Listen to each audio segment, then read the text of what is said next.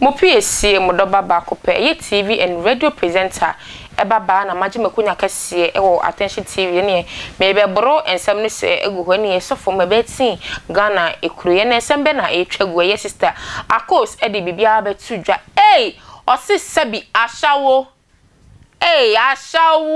ashawo we di anu odin sebi o ensem ne die Sister Akos we di esi o man Ghana we di esi nkure enti why na Sister Akos e ka chere se sebi o ya shawo o ye prostitute wankasa ashawo kokuro eni ya shawo we di eni ye sebi esi apoto bibire eni ye fi ankasa eni onye enti why na Sister Akos ka chere se ni o ya shawo no ashawo de ode ma na ye so for panyi ba ko pe o man Ghana Sister Akos se eye me na natili me kan chere se o ya shawo ni Unu obi akoye bibi na wona ne koye bibi wie no sebi o mpanyi manima ukodi no wie no sebi mpanyi a bide mesere mo se me kakasa we mfa nche me kakra sebi mpanyi manima safo panyi ko de he mu mani ebie mu ko connect na 2 round 3 rounds yi ewie ya woji we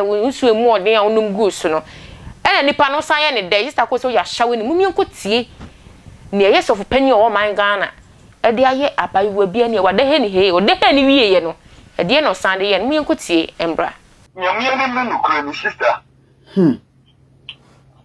enkomo na nsada nya me dewu okay enkomo na ensando me se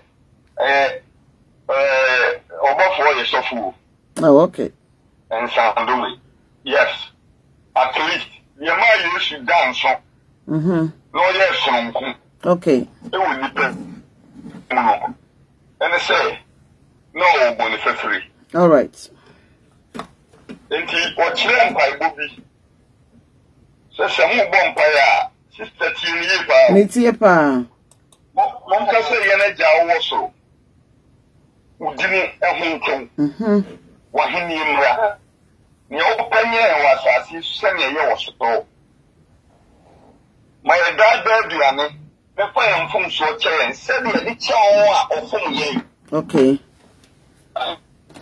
yana me pesa memfa yo mpa ya wo ya me bui mpa ya Yesu Kristo she da no kire ye enti uri opa ubo mpa ye nyina wie ka kasa tinti ni nyina wie a no wie ya no de bra fa ye ne ja wo so udiri ho ntew wa hini mra mi ope enye asasi so sene ye wo soro na ayenda deduane me fa ye mfom so kyeye sene ye che onwa ofom ye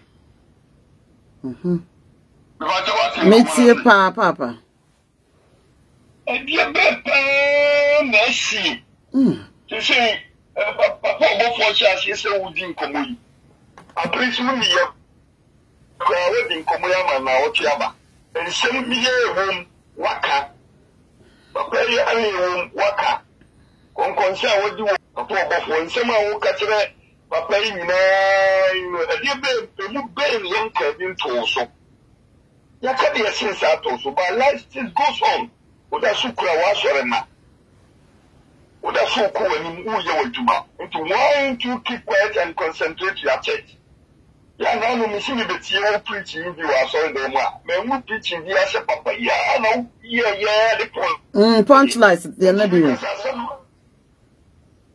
me ka se asamu no sheda nya makono bi mu a the ene juma pa ya so be pai ai go ntemo da biya ba wuci shada tine be ka se tine be sei enso atem di die kura na ya bi no no bibi ne ba to da bi on sa me ba platform so be ka kire o mo ni se papa bem ba nkonto kwa kura o mu di o mbe ko ma o mu se die ba no mu bia nkasa mu bia mowa ni en fe ba bia nkanto kwa no ebe kwa ko wie enso ni pentie mi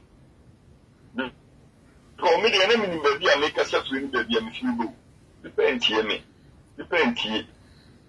na ni wo mu ni sister se me wa no a ye di dum ni pa se de Africa ku se ono yo nya ya me juma 28 years ni na 22 years one nada na one tumen crofo say one tumen crofo amomo wu eso so de sham 106 you say na no papa opambo kire ne kasa bi obekaka ho wadumu bia me bia wu wadumu bia me bia ni efra wadumu bia me bia bodam so me wo shine ni di pan kama tumen no afrepoku kama tumen no I'm telling you the gospel truth kama tumen no I didn't see a word of money. Sister, I'm a meeting with you. Okay.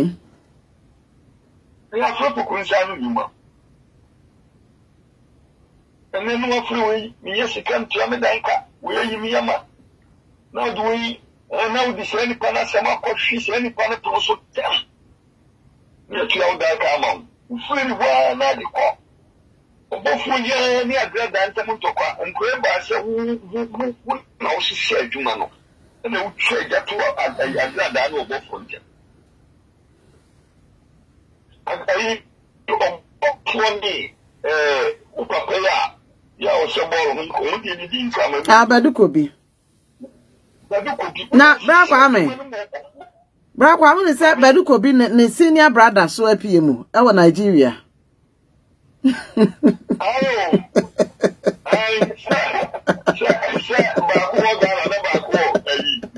Nigeria. MMO. Yes. Yesu Kristo tie. Yesu Kristo ba ye na shia fo ndu. You me boa.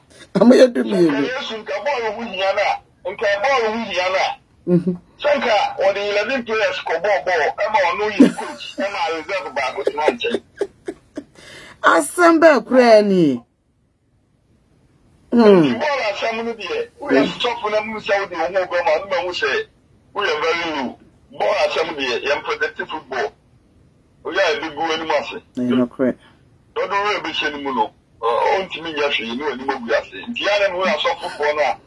Ya no mu bekeka bia kekentituma o se sameka. Very bad. Never thought to assume. Hey, me some of my call about the bad attention to me so because na dey na and not till meeting because then some dey abro me so I can't think far, I can't think madness you. We dey aboda man kasa we dey family trim. How attention TV so ani so ani enyan. Adai. E na so for panyin mu a oh be sure na motu asu sebi no oba akoda de hemu ma na ye na 2 and 3 rounds.